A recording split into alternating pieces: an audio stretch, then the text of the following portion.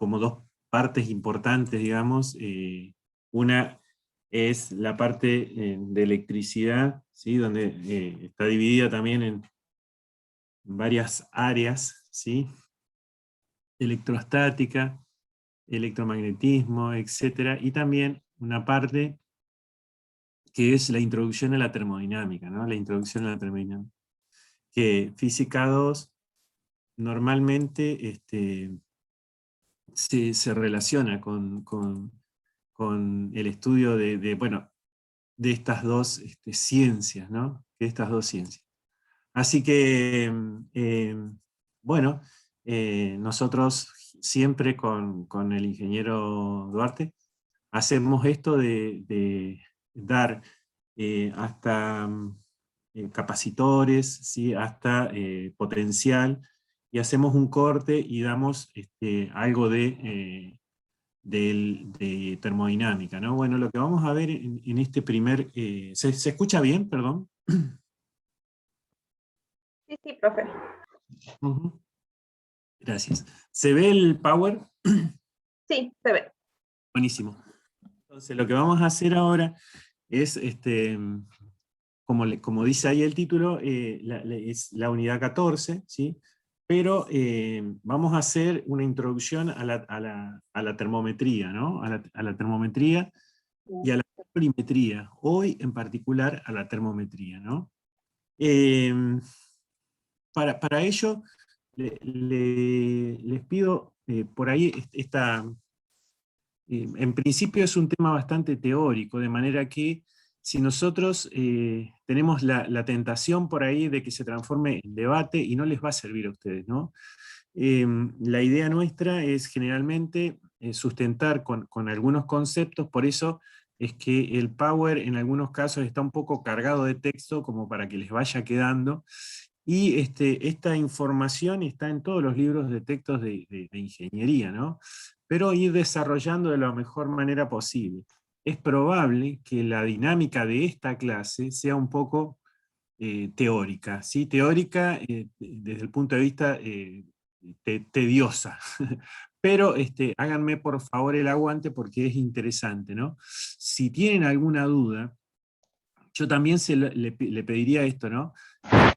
Que la anoten, pero también me den la chance de la próxima clase, porque la próxima clase es más dinámica y está pensada tal vez para que se autorrespondan ustedes desde el punto de vista de la experiencia también, de poder interactuar bueno, con datos más concretos, y por ahí también, a lo mejor más adelante encontrás la respuesta a lo que venías, ¿no? Y si me detengo a explicarte, capaz que nos vamos del hilo, ¿no? Y lo que quiero pasar es lo más rápido posible y lo mejor posible, ¿no?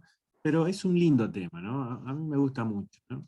Primero empezar diciéndole, ¿sí? Que en termometría, ¿sí? Es una parte que se estudia en termodinámica, y es la parte de la física que estudia básicamente, ¿sí? Los fenómenos vinculados con el trabajo mecánico y con el calor, ¿sí? Fíjate qué novedad, ¿no? Estudiamos en termodinámica trabajo mecánico y calor, ¿no? Trabajo y calor, ¿no? Yo sí estaría tomando apunte, diría termodinámica, raya, trabajo, calor, ¿no? El origen, sí, de la palabra termodinámica se cree, digo yo, viene del latín, que significa termos, que significa temperatura, que significa caliente, y dínamos, fíjate, que significa fuerza, ¿no? Vos cuando vas a medir una fuerza, en mecánica decimos con el dinamómetro, ¿no? Y por ahí, sí, según los más estudiosos de la lengua latina, del latín, perdón, dicen que ico significa relativo a, ¿no? O sea, que tiene que ver con, o sea, que tiene que ver con un trabajo, ¿sí? O una fuerza, ¿sí? Relativa a algo caliente, ¿no? Es decir, que de ahí viene más o menos termodinámica. Pero acordate, termodinámica tiene que ver con temperatura, con calor, y con fuerza, ¿no? Con temperatura y con fuerza. Eh,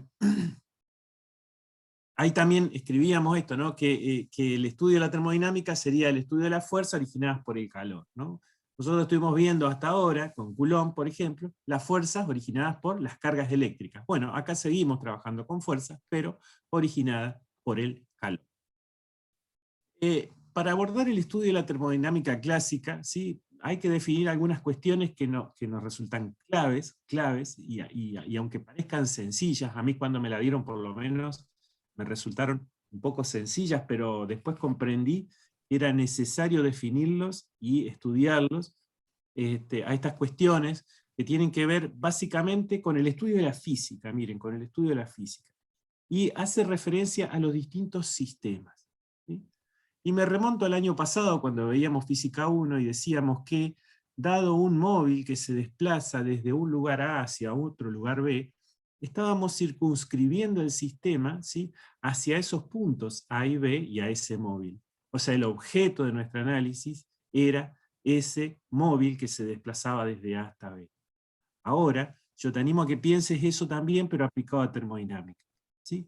Cuando hablamos de termodinámica y decimos sistemas termodinámicos, vamos a tomar una partecita entre nosotros, como si fuese un AB, una partecita, es decir, una partecita del universo, ¿sí?, al cual vamos a definirlo como un sistema termodinámico, ¿no? El sistema termodinámico, entonces, es como un conjunto, en realidad es como una parte del universo que se aísla para hacer un determinado estudio. Por eso que empezamos nosotros esta clase diciendo y definiendo los distintos sistemas que podemos encontrar en termodinámica. Cuando veíamos, por ejemplo, cinemática, nos alcanzaba con un punto A y un punto B y decir cómo se desplaza. Muy bien. Bueno, en el caso de la termodinámica, vas a ver que necesitamos saber algunas otras cuestiones, ¿sí? Por ejemplo, tenemos que pensar, ¿sí?, que un sistema, como te decía recién, es una parte del universo que yo aíslo, ¿sí?, para estudiar lo que sucede dentro del mismo. Fuera el sistema está recubierto por una pared, o frontera del sistema. No es un dato menor y ya vas a ver por qué esto de la... fuera del sistema, ¿sí?, nosotros podemos poner un medio exterior, ¿sí?, un sistema más grande, inmediato, ¿sí?, y está todo contenido dentro del universo, ¿no? Está todo contenido dentro del universo. Nosotros nos abocaríamos en principio a estudiar el sistema en particular, ¿sí? Es importante, ¿sí?, que nosotros veamos si ese sistema tiene las paredes que son cerradas, alguna de las paredes en algún lugar hay alguna apertura, es decir, si son sistemas abiertos, si son sistemas cerrados, si intercambian sustancia entre el sistema y el medio exterior, o si intercambian energía entre el sistema y el medio exterior. Vale decir que estudiar un sistema requiere ver algunas cuestiones que te las comento enseguida, ¿no? Hay muchas maneras de poder clasificar el sistema. Nosotros vamos a clasificar los sistemas, ¿sí?, según, podría ser, según el tipo de pared, ¿no? Según el tipo de pared. Iba a decir que hay muchas, cuando te dicen, ¿qué me tomó el tipo? Clasificación de sistemas. Y según el criterio que tiene para dar ese tema o para evaluar ese tema, va a ser el resultado. Podemos pensar que sea un sistema que está clasificado según, por ejemplo, ¿sí?, sus colores, ¿sí?, el color, los rojos, qué sé yo, los colores primarios, ¿sí?, o a lo mejor según su importancia, ¿sí?, en el desarrollo de lo que estamos analizando, ¿no? Bueno, no, nosotros vamos a considerar en principio el tipo de paredes que tiene, ¿sí?, el tipo de paredes. Lo primero que vamos a ver, ¿sí?, si un sistema es abierto o el sistema es cerrado, decíamos, ¿sí?, que un sistema es abierto cuando puede cambiar materia y energía con el medio exterior, ¿no? Un sistema abierto es cuando puede cambiar materia y energía con el medio exterior. Un sistema cerrado, ¿sí?, es cuando sus paredes no les permiten cambiar materia con el medio exterior, pero está la posibilidad de intercambiar energía, ¿sí?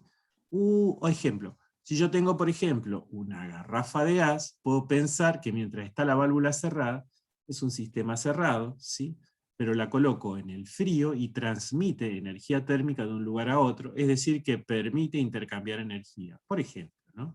Hay otros ejemplos, pero para que te vayas habituando, ¿sí?, a qué es lo que estamos queriendo decir. Cuando la termodinámica se aplica para cualquier sustancia, para cualquier materia, ¿sí? Cuando hablamos de materia, pues, para cualquier materia. Pero en esta asignatura, y en este tema en particular, nos vamos a abocar más en particular a trabajar con los gases, ¿sí?, a trabajar con materia en estados gaseosos. En estado gaseoso.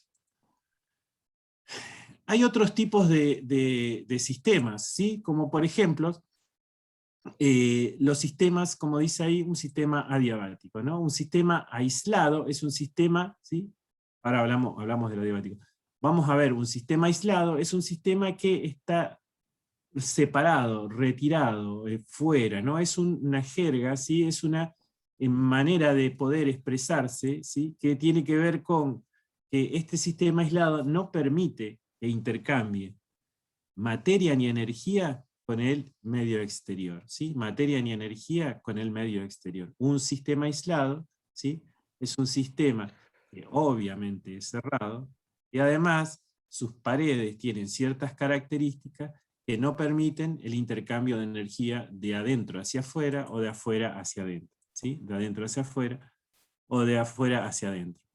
En tanto que un sistema que lo podemos expresar así como adiabático, y este nombre lo vamos a utilizar mucho y en termodinámica, ¿sí?, me permite, no me permite intercambiar energía, por ejemplo calor, ¿sí? Cuando hablo de calor hablo de energía entre el sistema y el medio ambiente, pero sí me permite intercambiar a lo mejor materia y a lo mejor trabajo. Digo a lo mejor porque dependen de otras condiciones también, ¿no? Vamos a volver sobre este sistema muy enseguida. Bien, fíjense, si yo tengo un sistema, como en este caso, que es un sistema, estos sistemas, cuando lo represento con una línea rayada entre el sistema y el medio exterior, su pared tiene una línea rayada, estos sistemas se los conoce con el nombre de sistemas adiabáticos. Ese sería el medio exterior, ¿sí? Estas paredes de este sistema son adiabáticas. ¿Qué significa que sean adiabáticas? Que impiden o restringen fuertemente el intercambio de energía térmica con el medio exterior. Por ejemplo, de sistemas adiabáticos, un termo, ¿no? Un termo, fíjate vos, que te sirve para sostener o para mantener dentro del sistema, dentro del termo, una temperatura, una energía térmica, y te restringen fuertemente el paso de energía desde adentro hacia afuera, o desde afuera hacia adentro, según el delta T, ¿no?, el salto térmico. Vos me vas a decir, sí, pero si lo dejo toda la noche después se estabiliza. Bueno, a eso que se estabiliza lo llamamos equilibrios térmicos, y los fenómenos termodinámicos que nosotros estudiaremos van a ser acotados en el tiempo. Vale decir que los estudios termodinámicos, ¿sí?, por ahí está bueno pensarlos también, como en fracciones de minutos o incluso en segundos o fracciones de segundos. Es decir que en un minuto antes, un minuto después, el termo te sostiene, te mantiene, ¿sí?, el equilibrio dentro de un relativo orden, ¿no?, de un relativo equilibrio, perdón. Las paredes adiabáticas y los sistemas adiabáticos, reitero esto, ¿sí?, lo podemos representar entonces con líneas rayadas, ¿sí?, o de trazo, como se decía en dibujo, de corte, perdón, como se decía en dibujo, que están alrededor del sistema.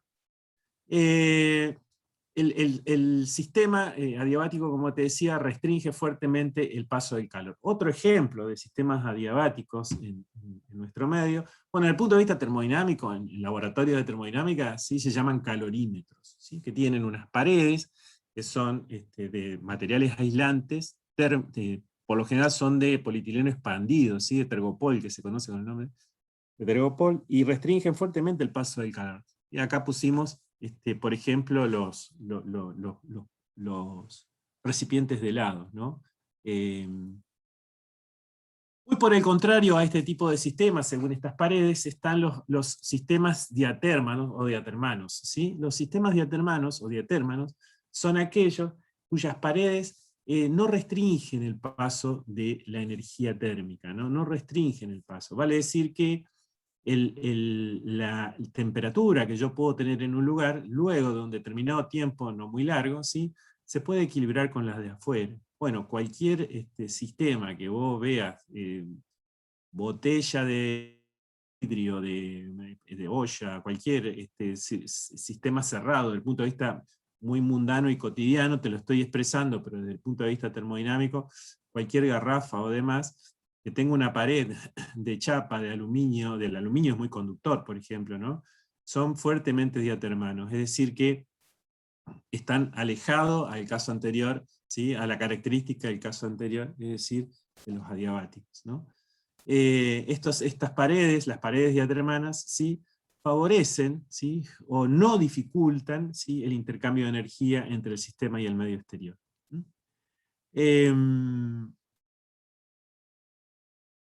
Vidrio, olla, etc. Bien. Otra caracterización de los sistemas serían, por ejemplo, aquellos sistemas cuyo, veíamos recién, ¿no?, paredes adiabáticas, el termo. Para tener una idea, ¿no? Paredes diatérmanas, una olla o una botella de vidrio, ¿sí? Ahora bien, vamos con las paredes que son móviles, es decir, que permiten una variación de volumen. Entonces, aquellos sistemas se consideran, o se los conoce con el nombre de... Acá hay, por ejemplo, un esquema, un dibujo, ¿sí?, de una especie de recipiente que tiene una de las tapas variable, ¿no? Su volumen es variable, ¿no? Es decir, que este sistema, ¿sí?, de paredes móviles, ¿sí?, se lo conoce con el nombre de sistema de volumen variable, ¿no?, de volumen variable, ¿no? También se lo conoce en termodinámica como sistemas elásticos, ¿sí? En muchos libros de texto van a encontrar de ingeniería como sistemas elásticos. Sistemas elásticos hace referencia como si fuese un globo, ¿vieron? Que según la presión del vapor interior o del gas interior, ¿sí?, varía su volumen, ¿no? Bueno, esto representa un sistema elástico, sí, es un émbolo pistón, ¿no? Es como un cilindro y que tiene una tapa deslizante en la parte superior en este caso, ¿no? Este sistema de paredes móviles son muy conocidos, ¿no? Y se los conoce como sistemas elásticos. Estos sistemas también se lo puede representar, ¿sí?, como, bueno, de esta forma, ¿no? Como que su pared, una de ellas ha cambiado, va variado, ¿sí?, su estado, ¿no?, en la evolución o en el proceso termodinámico que estemos analizando.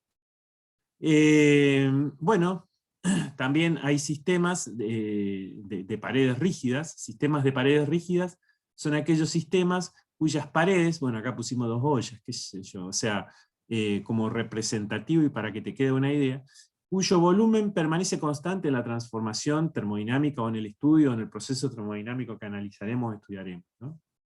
Ese sistema permanece constante y se lo puede representar o graficar con una pared diatermana como en este caso, también puede ser adiabática como en este caso, ¿no? Es un sistema de paredes rígidas, ¿sí?, o paredes fijas, como dice ahí, ¿no? Decíamos que este sistema, ¿sí?, a volumen constante, sirve, y luego vamos a ver cuando veamos transformaciones, para hacer procesos isocóricos, ¿sí? Procesos isocóricos significa procesos a volumen constante. Es decir que fíjense ahora, como quien no quiere la cosa, estuvimos viendo sistemas adiabáticos, el termo, es decir, sistemas que restringen el paso de la energía térmica. Sistemas diatermanos, es decir, un sistema que, por ejemplo, favorece o no dificulta el paso de energía térmica. Sistemas de paredes elásticas o de paredes móviles, y sistemas de paredes rígidas o de paredes fijas, ¿sí? Es decir que más o menos ya tenemos clasificados 4 tipos de sistemas.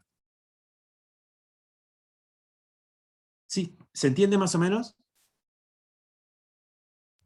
Sí, profe. Sí, profe. Buenísimo. Sistemas, ahora vamos a ver cuándo un sistema está en equilibrio térmico. ¿Cuándo un sistema está en equilibrio térmico? ¿Sí? Para eso vamos a ver un poquito,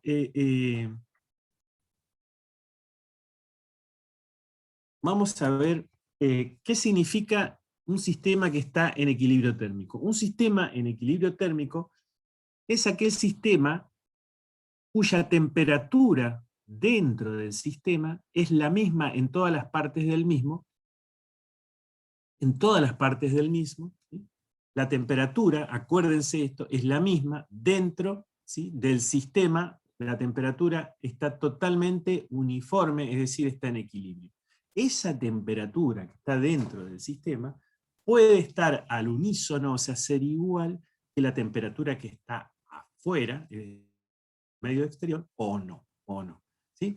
El concepto de temperatura y el concepto de energía térmica te lo cuento enseguida, pero más o menos fíjate que nosotros podemos ver acá, ¿sí?, que la temperatura tiene una relación con la energía térmica, ¿sí?, pero no es lo mismo, ¿no? La temperatura tiene una relación con la energía térmica, pero no es lo mismo.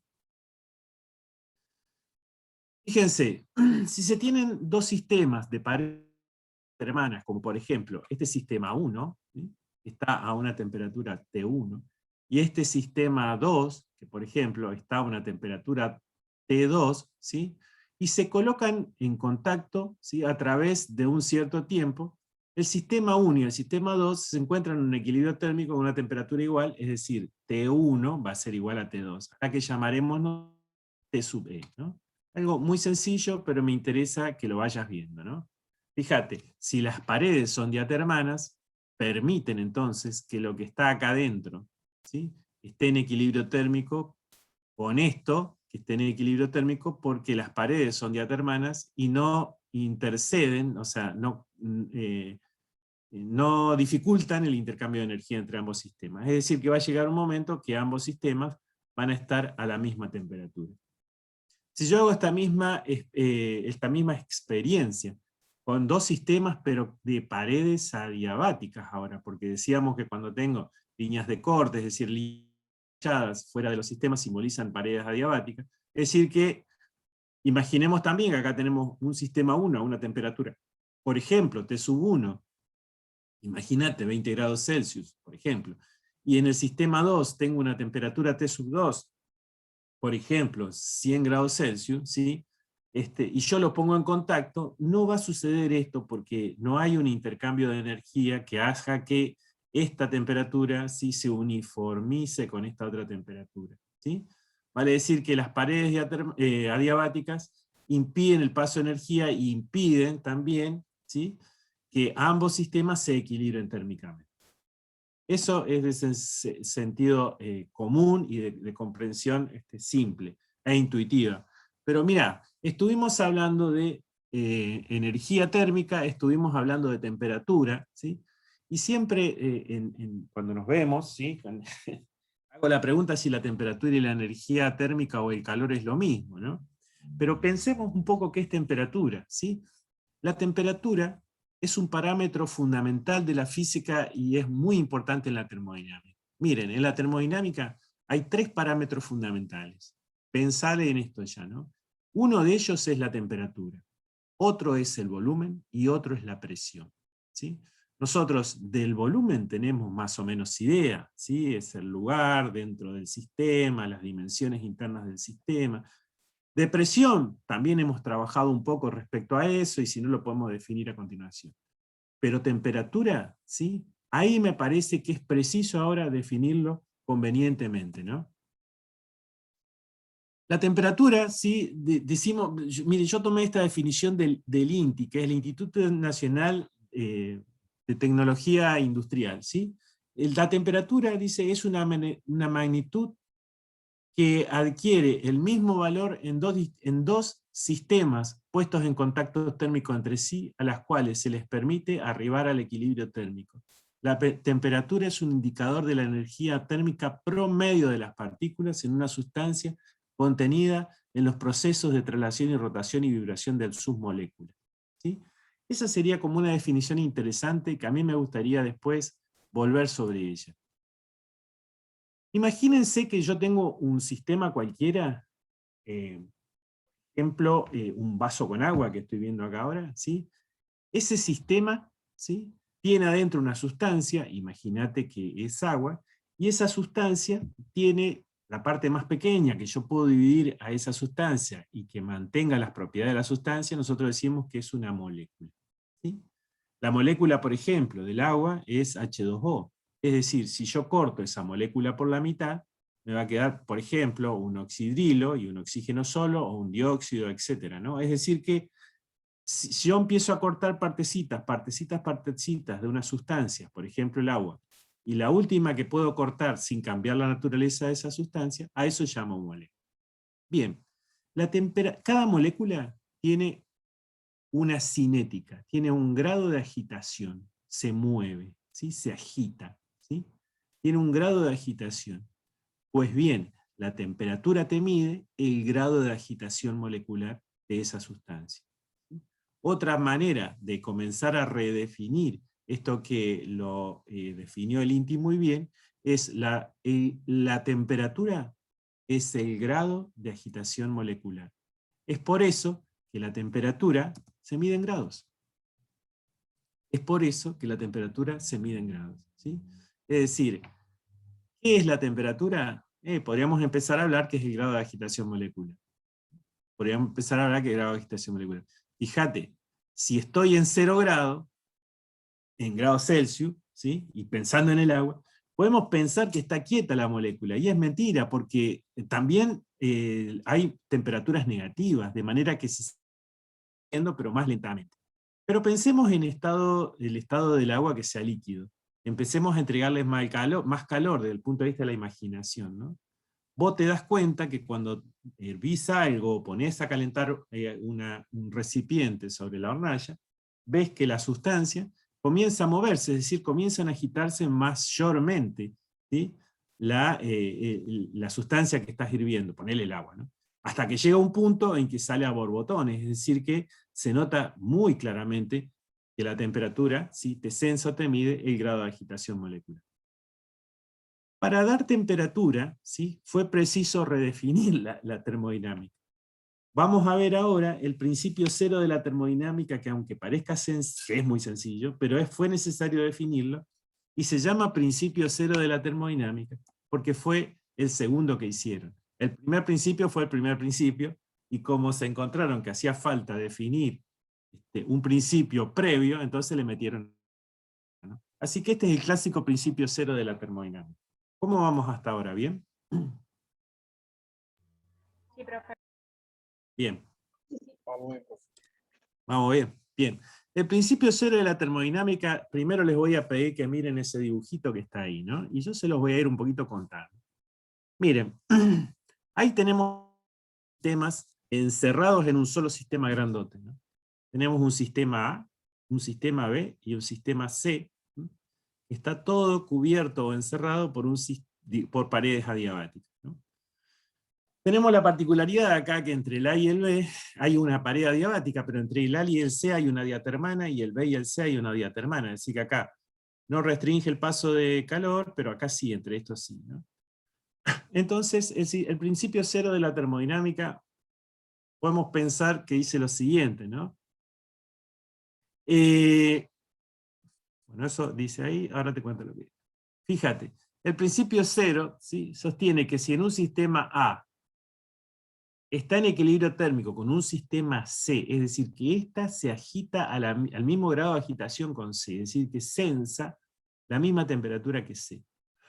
Y además, el sistema B tiene el mismo grado de agitación molecular que el C, es decir, el B se agita o se mueve con el mismo grado de agitación que el C.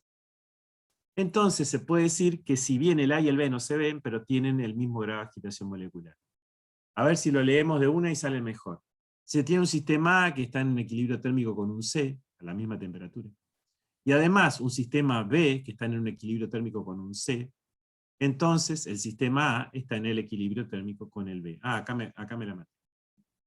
Entonces el sistema A está en equilibrio térmico con el B, ¿no? El sistema A está en equilibrio térmico con el B. Fíjense que esta es la manera, si vos te pones a pensar en la lógica de cómo vos medís la temperatura de tu cuerpo.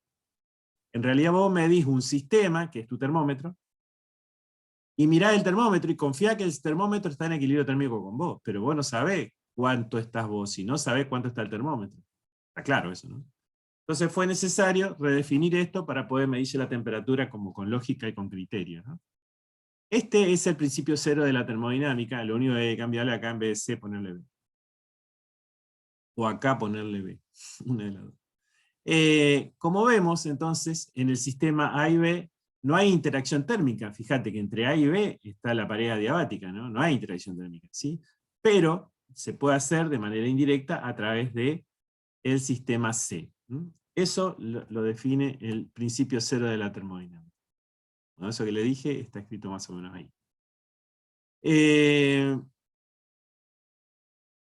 Bien, ¿se entiende esto, no? Sí, sí. Sí, es como la propiedad transitiva en matemática. Sí, tal cual. Bueno, pero mira, voy a volver un ratito sobre esto porque es interesante con lo que veníamos viendo. Uno dice, pero es una estupidez, pero no se da en la física en todos lados. O sea, no se da, porque fíjate, si yo acá tendría, ponerle una carga positiva. Imagínate una carga positiva. Una carga positiva acá y una negativa acá. Y vos me dirías, se atraen, genial.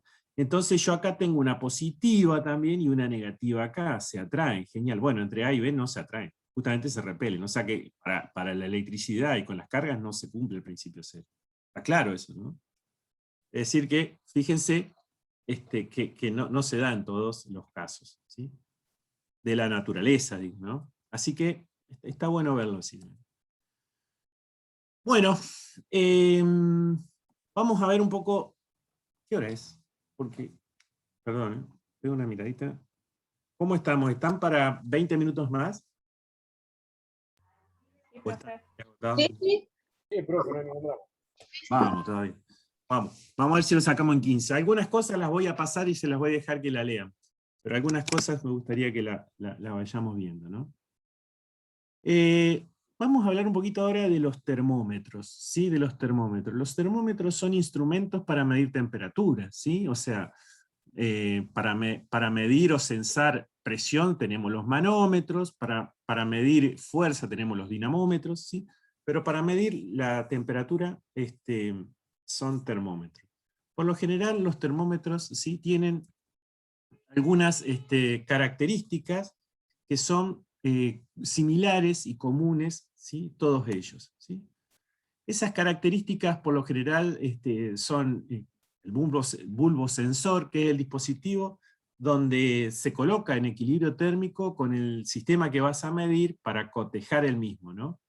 La sustancia termométrica, que en el caso, no sé si tenés en tu idea, yo voy a partir y contar con que vos te vas a imaginar un termómetro muy rudimentario que sería el termómetro de mercurio, que ya no se hace más. Pero imagínatelo como para explicártelo, después vemos. ¿no?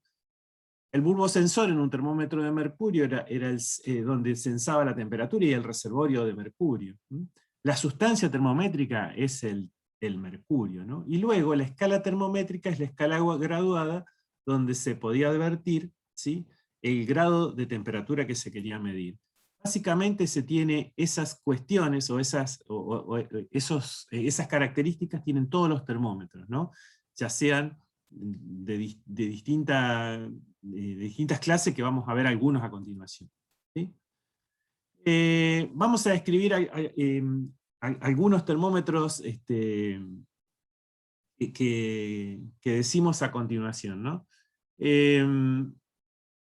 Me quedan unas cosas por decirte.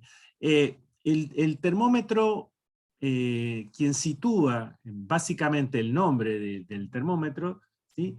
Es la sustancia termométrica, y en función de la sustancia termométrica, la escala de temperatura.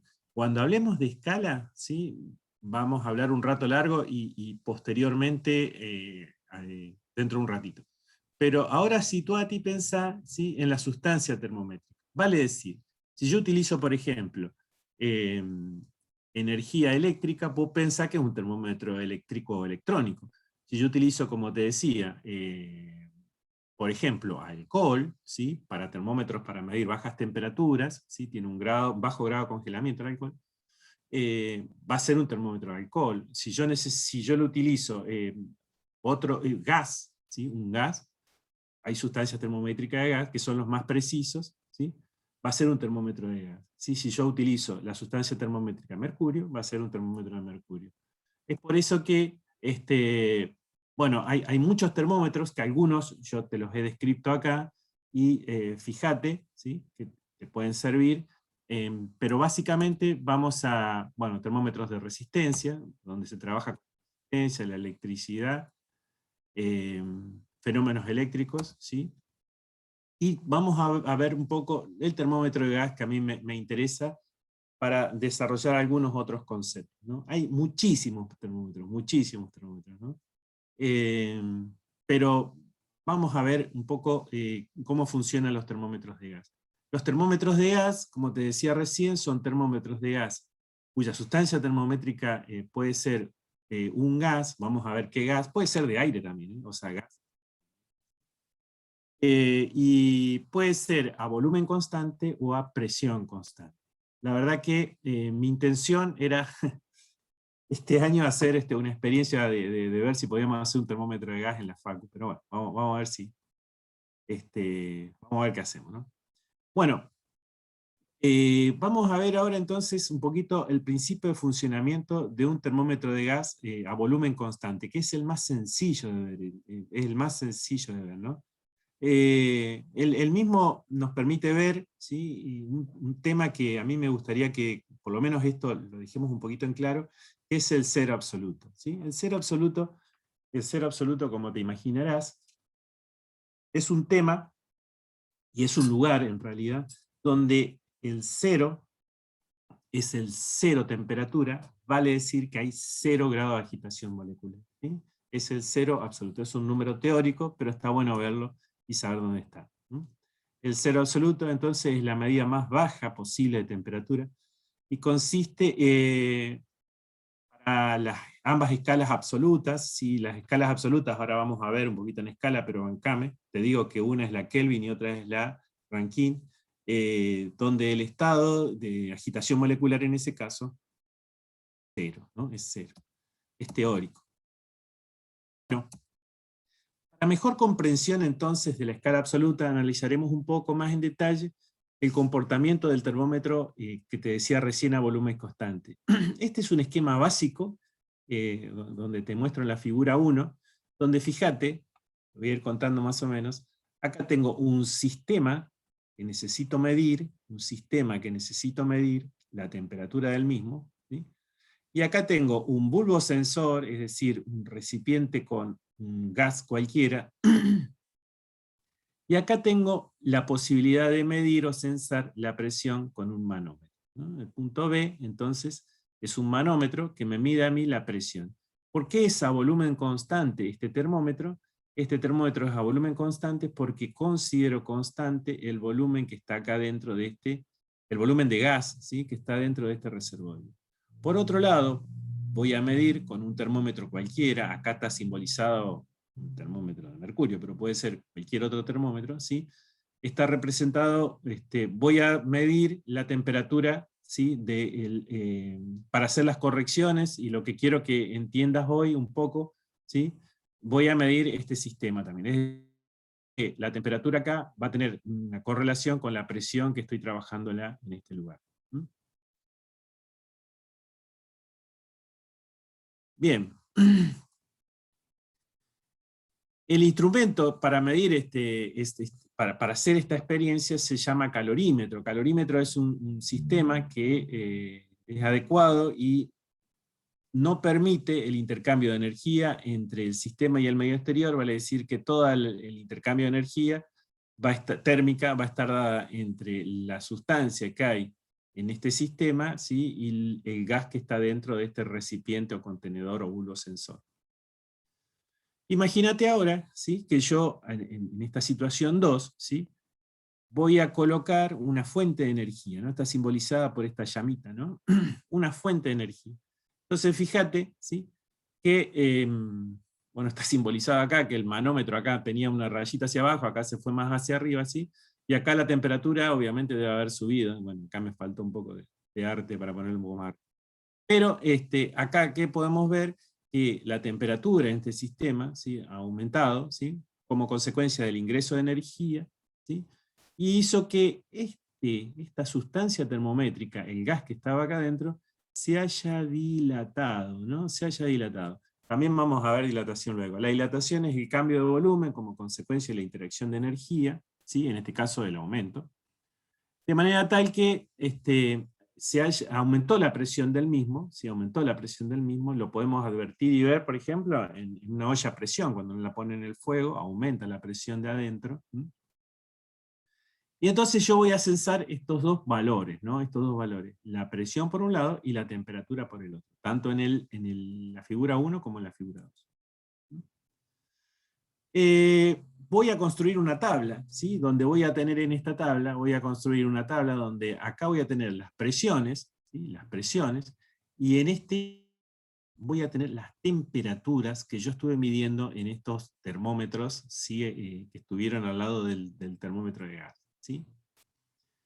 Y también voy a ir construyendo lo que, no sé si se acuerdan en matemática, se llamaba tabla de verdad. Es decir, que para ir tomando datos, cada un minuto podía tomar, por ejemplo, censar una temperatura determinada, ¿sí? Y a la vez otro operador o otro laboratorista podía ver qué grado de presión tenía, ¿no? Con esos datos y con esos valores podía construir, hacer, digamos, la construcción de esta tabla. Iba a poner la temperatura y la presión, ¿sí? Según correspondía a los distintos momentos de la experiencia, ¿sí? Fíjense, si yo unía, acá ya me fue medio rápido, si yo unía, este es el único trabajo que estoy haciendo, si yo unía, ¿sí? Todas las tablas, voy a ver que voy a encontrar una, como la función de una línea, ¿sí? Una función de una recta, una función lineal.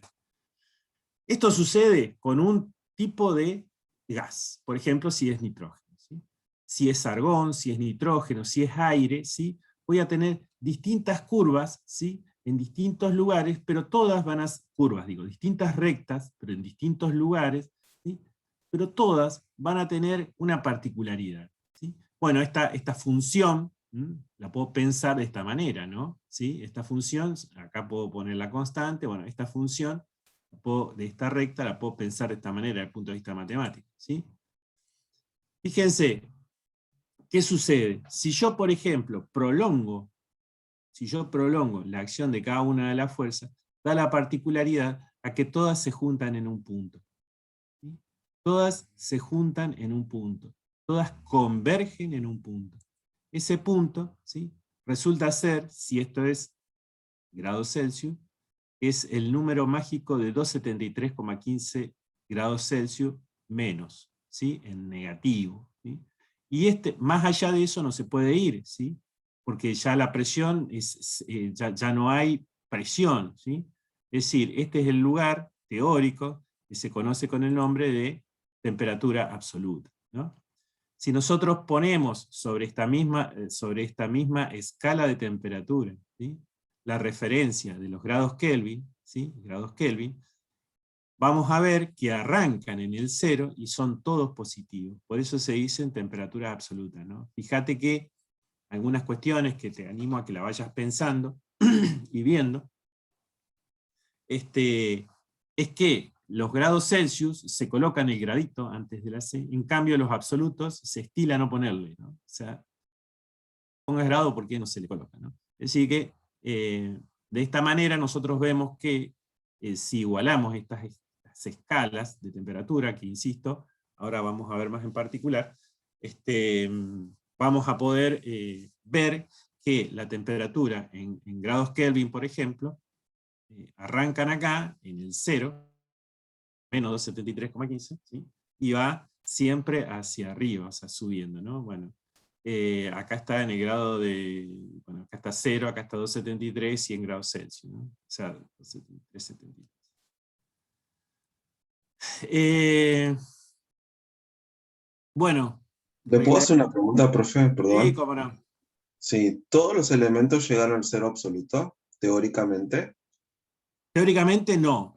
Algunos gases, acá nosotros hacemos la experiencia con algunos gases, ¿sí? Algunos gases que son estables, digamos, ¿no? A lo mejor algunos gases en este rango de temperatura cambian su composición, no su composición química, ¿sabes? Sino se o dejan de ser gases, ¿sí? Para estar en otro estado. A eso me refiero. ¿Sí? Claro, eso es lo que me hacía ruido a mí, por eso le Ah, preguntaba.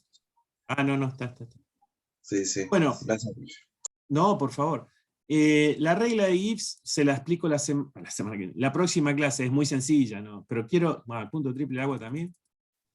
Volvemos, no me hago el piola, todo esto lo hice yo, pero quiero terminar con esto. Bueno, esta es otra forma de ver también esta escala, ¿no? Está bueno que la veas, ¿no? Esta forma, ¿sí? Donde fíjate que en el caso del termómetro de gas, nosotros teníamos presión, temperatura. Bueno, acá vamos a poner temperatura en Kelvin, ¿sí? Y presión, ¿sí? Y presión. Entonces, fíjate, ¿sí? Que esta es otra forma de ver los gases que estuvimos trabajando anteriormente mediante esta expresión, ¿no? Esta expresión la bien en la próxima clase, cuando veamos también el punto triple, que son las dos diapositivas que te las pasé recién, porque quiero terminar el tema de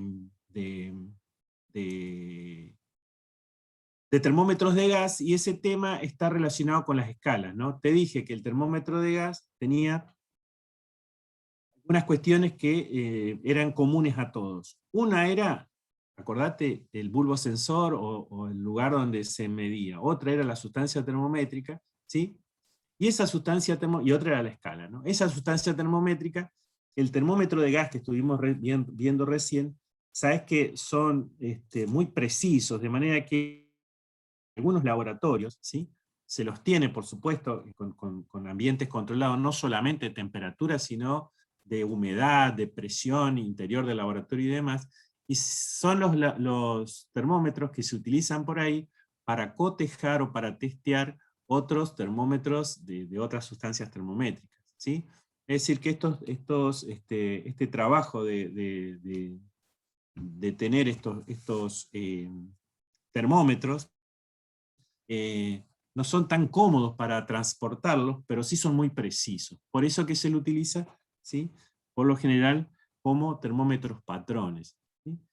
Te decía que una de las características, ¿sí? Era la sustancia termométrica, pero también otra eran las escalas de temperatura. Y para eso he adelantado lo siguiente: las escalas de temperaturas, recién nombrábamos a dos, a la Celsius y a la Kelvin, ¿no? Pero la escala de temperatura básicamente surgió la necesidad de construirla, es la que se adosa al termómetro. Esa escala de temperatura tiene que ver con la región y con el país y con la usanza de los mismos. Por ejemplo, los sistemas norteamericanos, anglosajones, los libros sobre todo de esos lugares, vas a encontrar la Fahrenheit, muy conocida, en las películas por ahí se dice, ¿no? La Rankine, ¿sí? En tanto que en nuestra zona, ¿sí? La Celsius es la más común. Pero hay muchísimas escalas, nosotros vamos a ver algunas, ¿sí? Y un poco te voy a contar algunas cuestiones, ¿no?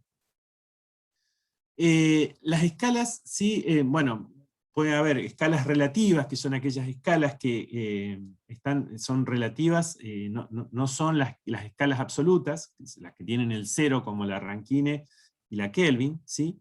Y las relativas estarían las que se destacan, la nuestra, la Celsius, la común. Fíjate que nosotros decimos centígrada, y ahora te voy a comentar por qué. Decir centígrado no es correcto, ¿sí? La Fahrenheit, bueno, hay muchísimas más, ¿no? Ahí puse una francesa ya en desuso, pero la puse por una cuestión particular que ahora te voy a mostrar, ¿no? Y dentro de las escalas absolutas son aquellas que, bueno, está donde el cero es el cero absoluto, y hay dos en particular como muy, muy conocidas, ¿sí? Se utiliza mucho. Como te decía recién, la Kelvin, ¿sí? Y la Fahrenheit, ¿sí?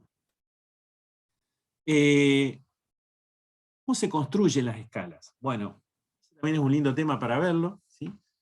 Las escalas se construyen tomando generalmente dos puntos fijos.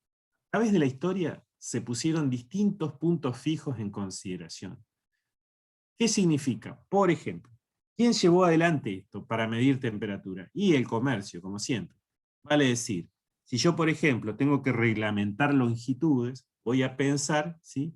que un metro cuando tengo que comprar vale tanto, y cuando tengo que vender tal vez vale un poco menos, ¿no? Porque, bueno, esta diferencia también la han tenido en el comercio de siempre. Por eso es que se tuvieron que poner de acuerdo y decir, bueno, yo le voy a vender caloramas a los chinos, y mi grado tiene que valer lo mismo que el de ellos, porque si no vamos a estar hablando de una cosa, y después, entonces se ponen de acuerdo, ¿sí? Se ponen de acuerdo según las escalas, y las escalas se las utiliza considerando algunos puntos fijos, ¿sí?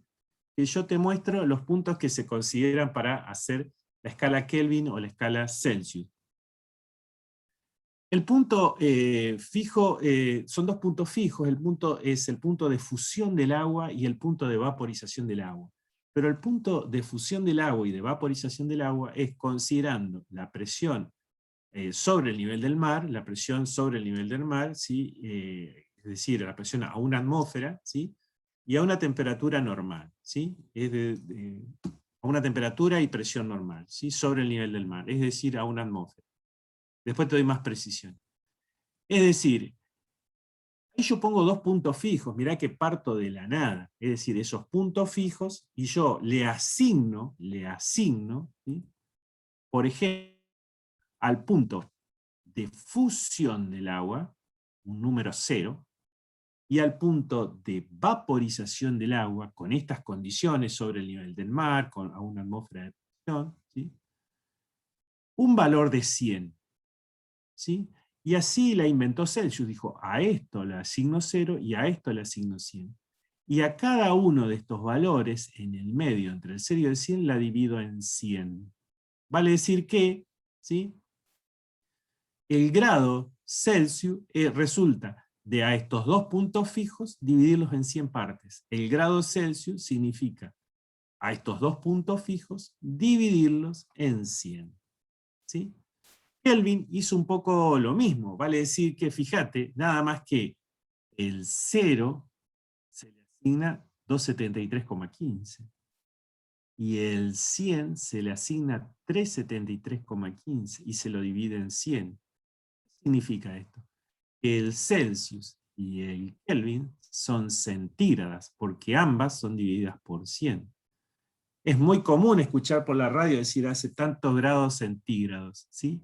Y tenés que decirle, loco, es Celsius la posta. O sea, en realidad lo correcto es decir grados Celsius, ¿no? Porque también Kelvin es centígrado. Y la verdad que haya 0 grados Celsius no es lo mismo que 0 grados Kelvin, porque puede ser. Es decir que estas también son centígradas, ¿sí? Ambas son centígradas. Pero bueno, fíjense, Fahrenheit tiene otros puntos fijos. Estuve buscando, y esto medio que me olvidé, pero es muy gracioso porque es la sangre de no sé qué sé yo. Pero bueno, los puntos fijos de Fahrenheit hacen que coincidan, ¿sí? Yo acá puse una relación entre las distintas escalas para que podamos operar con ellas y que puedas comprender con ellas, ¿sí? Entre el 0 grado, o sea, el punto de fusión del agua coincide con un 32, ¿sí? Con un 32. Y el punto de vaporización de la misma coincide con un 212, ¿no? Y lo divide en 180 partes, ¿sí? Es decir que fíjate, si esta era centígrada, esta ya no es centígrada, ¿no? Esta es 180 grados, qué sé yo. Entonces, lo que sí puedo ver que el grado Kelvin o el grado Celsius tiene el mismo tamaño que el Kelvin, pero es más grande que este, porque a esta misma longitud la dividió en mayor cantidad de partes, ¿no? También está la Rankine, ¿sí? Que hizo la misma observación, o sea, también tiene la misma longitud que la Fahrenheit, el grado, ¿no? O sea, está dividido ambas en 180, nada más que una está en 492, otra en 672, ¿sí? Y acá está el 0, ¿no? En tanto que el 0 de ella está por acá, y trabaja con menos. Lo mismo acá. Coloqué otra más, que es como para poner, que también existe esta, ¿no? En Ramour ya no se usa tanto, pero el grado Ramour tiene el 0 grado en el punto de fusión, en el de vaporización 80, ¿no? Y lo dividió en 80, ¿no? O sea que el grado Ramour es mucho más grande que los otros, ¿sí? Ahora bien, ¿para qué sirve esto? Primero para interpretar y ver, ¿no? O sea, por ahí yo cuando veía en los libros de texto decía, uy, ¿y esto? ¿Qué onda? pero también sirve para poder establecer algunas relaciones, ¿sí? que nos permiten intercambiar, unidades. Fíjate qué piola esta igualdad. Esta igualdad representa todo esto que estuvimos viendo acá. Fíjate, 0, o sea, acá estaría la temperatura en grados Celsius es a 100, lo dividí en 100, como la temperatura en grados Kelvin menos 273,15, iría acá, yo acá redondeé, ¿no? Pero es 273,15, dividido 100, lo que se divide va en el denominador, menos 32, grados Fahrenheit menos 32 para llegar hasta acá, ¿sí? Dividido lo que es 180, menos grados Rankine, menos 492, que es lo que se llega hasta acá, dividido 180, y acá es 0, o sea que el grado Ramour, ¿sí? Le puse RE para no confundir con Rankine, ¿saben? O sea, al Ramour lo llamé grados RE, para no confundir con este. Si quieren escribirle el nombre no pasa nada. Bueno, dividido 80, ¿no? Que es la división en el denominador va de eso. O sea que esto está todo relacionado. Vale decir, si vos tenés que pasar, por ejemplo, una temperatura en grados Celsius a grados Kelvin, tomás esta parte de la igualdad. ¿Sí? Lo demás despreciar, porque esto igual, ¿no? Y colocás el valor que tengas y despejás lo que te falta, ya sea, si tenés de dato de grados Kelvin, despejás Celsius, y si tenés de dato de grados Celsius, despejás Kelvin. Ahora bien, si vos tenés que pasar, por ejemplo, de grados Celsius a grados Fahrenheit, entonces tomás esta parte de la igualdad, ¿sí? Solamente estos dos términos, tanto el de Celsius como el de Kelvin, ¿sí? Yo creo que intenté hacer algo, ¿no? Fíjate, ahí está. Fíjate, si vos tenés que tomar, por ejemplo, una igualdad entre Kelvin y Fahrenheit, tomás esta parte de la igualdad. Como dice ahí, ¿no? Y si vos tenés que tomar, por ejemplo, tenés que intercambiar, o tenés que pasar de Celsius a Fahrenheit, tomás esta parte de la igualdad. Y así sucesivamente. Cualquier cuestión que vos tengas que cambiar, de Rankine, de Fahrenheit, tomás, como son todos iguales, tomás dos miembros según necesites. ¿Sí? Bueno, listo. ¿Entendió algo o no? Sí, ¿Alguien? Sí, profe. lo sé. Bueno, disculpen. Ya estamos. ¿Dónde